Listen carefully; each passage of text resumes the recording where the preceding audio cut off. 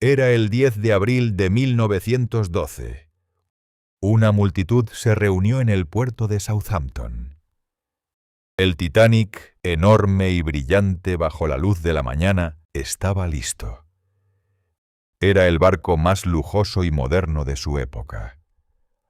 Había gente elegante con sombreros y trajes oscuros, niños que agitaban la mano, trabajadores sudorosos descargando cajas.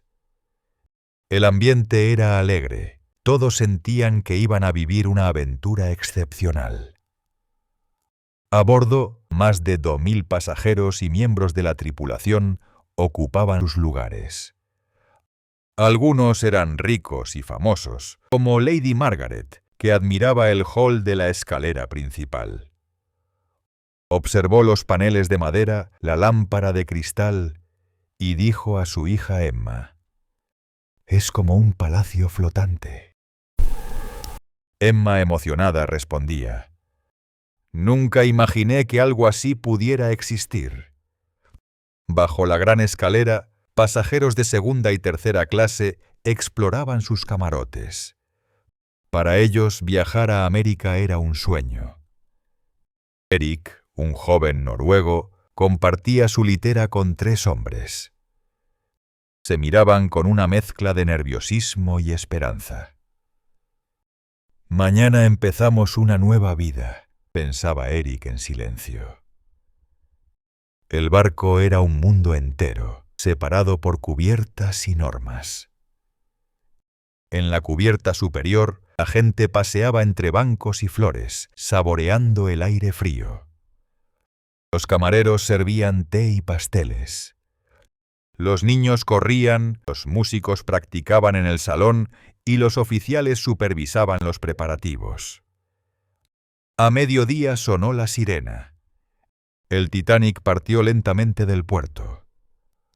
Algunos pasajeros lloraron al alejarse. Otros lanzaron serpentinas de colores por la borda. Los motores vibraron y el barco se movió hacia el Atlántico Norte. Cada día a bordo ofrecía 1000 detalles nuevos. Había conciertos de música clásica por las tardes.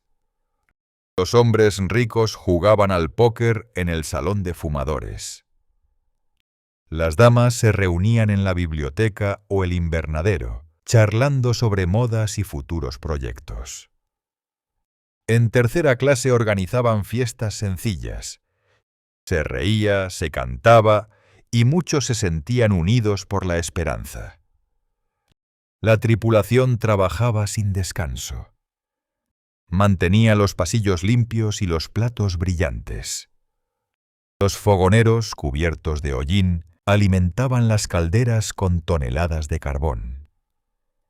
En la cubierta de mando, los oficiales consultaban mapas, relojes y el rumbo. El capitán Edward Smith era respetado por todos. Caminaba con calma, con el uniforme impecable. Muchas personas querían saludarse con él. Era considerado un símbolo de seguridad. De vez en cuando, los operadores de radio recibían mensajes.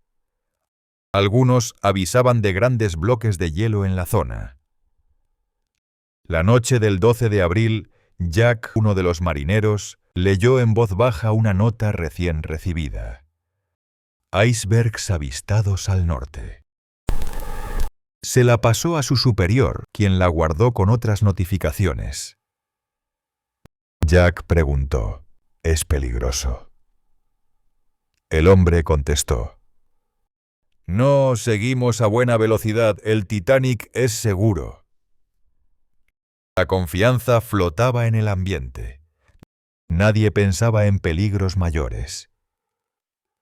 Los días pasaron y el mar, enorme y azul oscuro, parecía calmo y sin fin. Las luces del Titanic brillaban por la noche, como si nada pudiera alterar esa calma. Sin embargo, dentro del silencio, la radio seguía recibiendo avisos sobre bloques de hielo en la ruta. La tarde del 14 de abril hacía muchísimo frío en cubierta. El cielo estaba despejado y el mar, como un espejo oscuro, reflejaba las luces del Titanic. Emma y Lady Margaret salieron a caminar, abrigadas con mantas gruesas. Solo algunos valientes paseaban.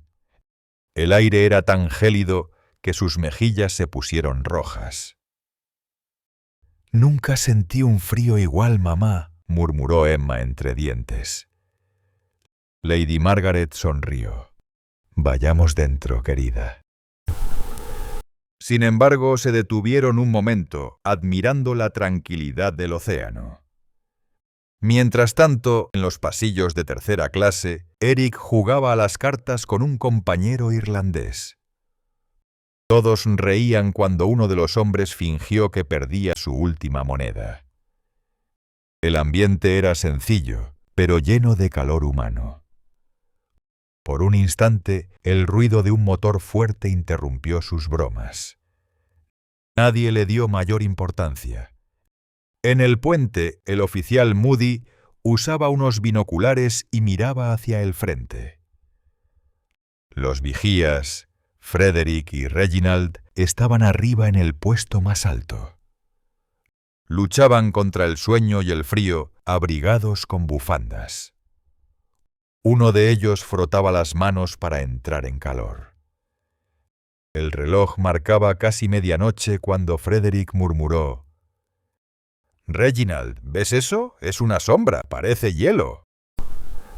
De repente gritó fuerte: «¡Iceberg derecho al frente!». El sonido retumbó por los tubos de comunicación. Moody repitió la orden y giró la rueda con todas sus fuerzas. «Todo a babor». Los motores vibraron más rápido y el timón se movió.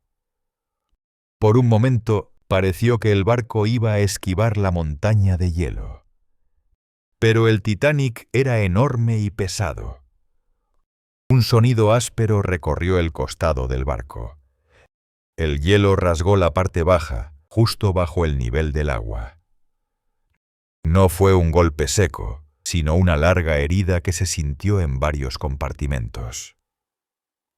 En las zonas inferiores, algunos pasajeros saltaron de sus camas pensando que era solo una vibración más.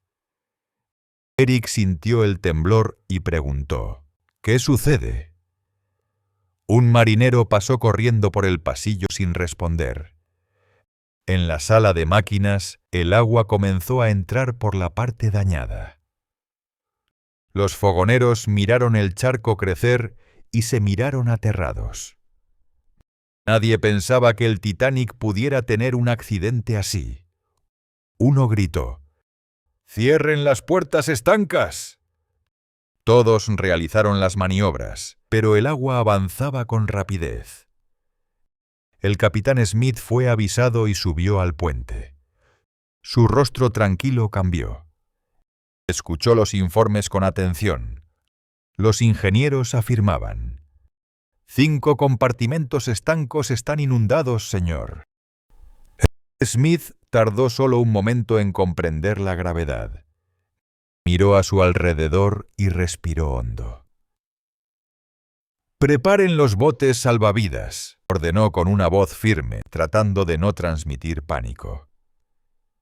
El primer oficial Murdoch miró la lista y murmuró: «No hay suficientes botes para todos». Smith cerró los ojos por un instante, sabiendo el peso de esa frase. En los pasillos y salones, la tripulación comenzó a despertar a los pasajeros, pidiendo que se pusieran abrigos y subieran a cubierta. Algunos se quejaron, pensando que era solo un ejercicio o una broma nocturna. Otros empezaron a sentir miedo, viendo la expresión preocupada de los marineros. «Señoras y señores, tranquilos, por favor», repetían ellos, abriendo camarotes uno por uno y hablando en varios idiomas. Lady Margaret y Emma se encontraron a la entrada de la escalera principal. «¿Por qué tanto ruido?», preguntó Emma con el abrigo en la mano. Un oficial dijo sin mirar a los ojos: Por favor, salga a la cubierta. Es solo una precaución. Emma buscó la mirada de su madre. Lady Margaret intentó sonreír, pero su mano temblaba. En tercera clase, Eric y los demás subieron por escaleras angostas, siguiendo las voces de los marineros. El ambiente era cada vez más tenso. Algunos hombres trataban de preguntar a los trabajadores, pero recibían solo silencios o indicaciones vagas. La música seguía sonando débilmente en el gran salón. Afuera, el viento cortaba la piel. Los marineros levantaban las lonas de los botes salvavidas, comprobando que todo estuviera en orden. Un oficial dijo en voz baja: «Esperemos que alcancen». El ambiente a bordo del Titanic cambió en pocos minutos. El agua fría subía rápidamente por los compartimentos más bajos. Allí, gritos en distintos idiomas llenaban los pasillos. Algunos despertaban a otros y buscaban salir de los camarotes inundados. Emma, temblando, seguía a su madre entre la multitud en primera clase.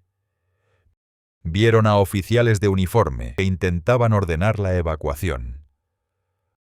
«Por favor, caminen hacia los botes salvavidas», repetía uno, con voz firme pero tensa. Las luces del vestíbulo brillaban aún, aunque la confusión era total. Al principio, algunos pasajeros pensaron que todo era una exageración o algún problema mecánico menor. Lady Margaret intentó tranquilizar a su hija. «Será solo un susto, Emma». Pero los rostros pálidos de los marineros la desmentían. En tercera clase, la situación era mucho peor. Eric luchó por avanzar entre los demás pasajeros. Había desesperación por llegar arriba, pero las puertas cerradas y los pasillos llenos lo impedían. Muchos empujaban, otros gritaban los nombres de familiares. Varios marineros trataban de mantener el control, pero era casi imposible. «Déjenos pasar, no queremos morir aquí», gritó una mujer, llevándose a su hija pequeña de la mano. Eric buscó la escalera más cercana y se apoyó en la barandilla, sintiendo el agua fría llegarle a los tobillos. Los pasos mojados y las voces asustadas se mezclaban con la alarma de fondo. En cubierta, los botes salvavidas esperaban colgados de las grúas. Los oficiales discutían sobre cuánta gente podían poner cada uno. Faltaban chalecos para algunos. Los pasajeros de primera y segunda clase eran guiados primero, mientras los de tercera no encontraban salida fácil. «Solo mujeres y niños, por favor», decía un oficial con barba. Muchos hombres se resistían a alejarse de sus familias. Emma miró hacia atrás buscando a su padre, que corría desde el comedor principal. Consiguió alcanzarlas y las abrazó fuerte. «Suban al bote, yo iré en el siguiente», prometió, pero Emma notó el miedo y la mentira en sus ojos. Un grupo de trabajadores intentaba soltar las cuerdas del primer bote. Los nervios les hacían cometer errores y tardaban más de lo previsto. A veces las instrucciones eran diferentes según quién las daba. Un pasajero preguntó: «¿Es necesario esto? El barco ni siquiera se inclina». Nadie supo responderle.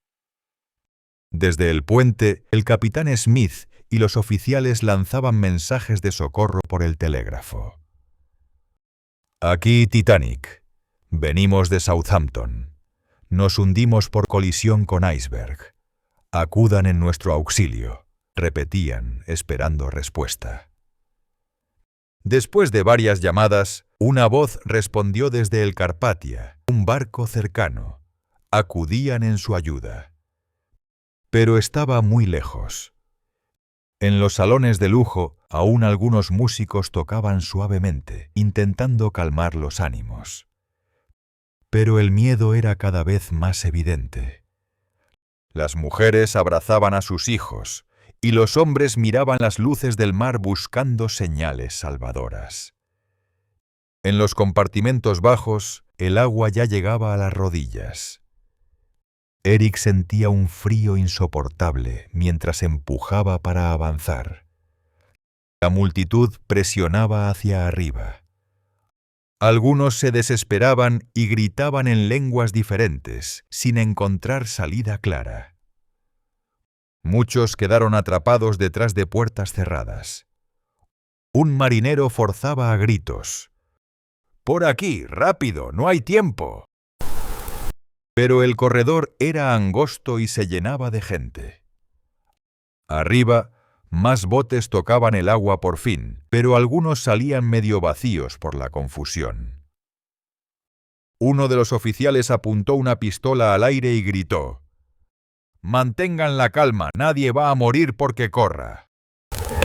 Emma se abrazó a su madre con fuerza cuando sintió el crujido de la madera y el frío viento de la noche.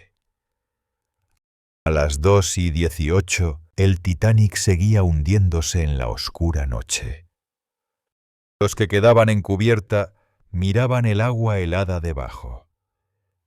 Emma y su madre estaban apretadas en un bote salvavidas, temblando y sin hablar. A lo lejos, las luces rojas y blancas del barco desaparecían poco a poco. El ruido del barco al partirse fue aterrador. De repente, todo se volvió silencio. El Titanic ya no estaba. Solo quedaba el sonido del agua, gritos lejanos y muchas personas en el mar. La luna apenas iluminaba los botes, alejándose del lugar del desastre. Emma intentaba ver a su padre entre las sombras, pero la noche era muy cerrada. Eric, en otro bote, agarraba el borde con fuerza. Observó cómo algunos intentaban nadar hacia ellos.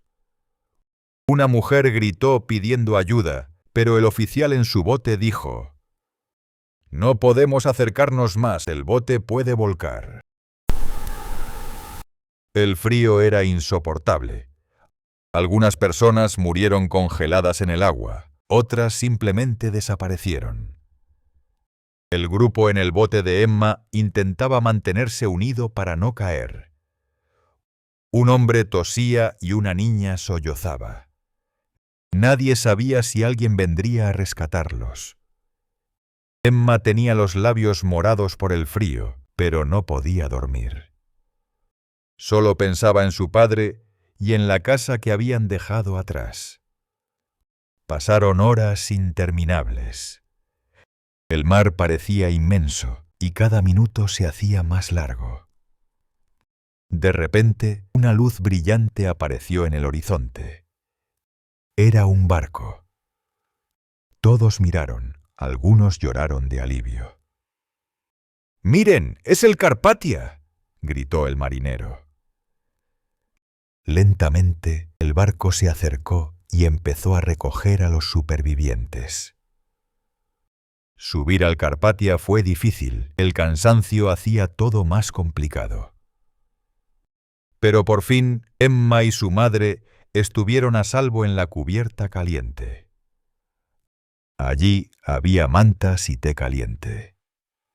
Un médico revisaba a los heridos y una enfermera abrazaba a los niños. Emma miró a su alrededor buscando caras conocidas. Encontró a Eric, que miraba el mar en silencio. Nadie quería hablar mucho, todos pensaban en los que faltaban.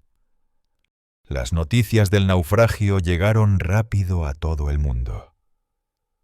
Cuando el Carpathia llegó a Nueva York, una multitud esperaba en el puerto. Muchos lloraban, algunos gritaban nombres de familiares perdidos. Durante los días siguientes, los periódicos hablaron del desastre. Se reveló que solo había botes para la mitad de los pasajeros. Las familias exigieron explicaciones sobre la seguridad en los barcos. El naufragio cambió muchas cosas. Se obligó a llevar más botes salvavidas y se mejoraron los sistemas de comunicación en todos los barcos. Emma, su madre y Eric sobrevivieron, pero la vida nunca fue igual. El Titanic se convirtió en símbolo de muchas cosas: del lujo, del error humano, de la fragilidad y del valor. El mar, esa noche, guardó los secretos de más de 1500 personas. La memoria de ese viaje quedó en todos los sobrevivientes para siempre.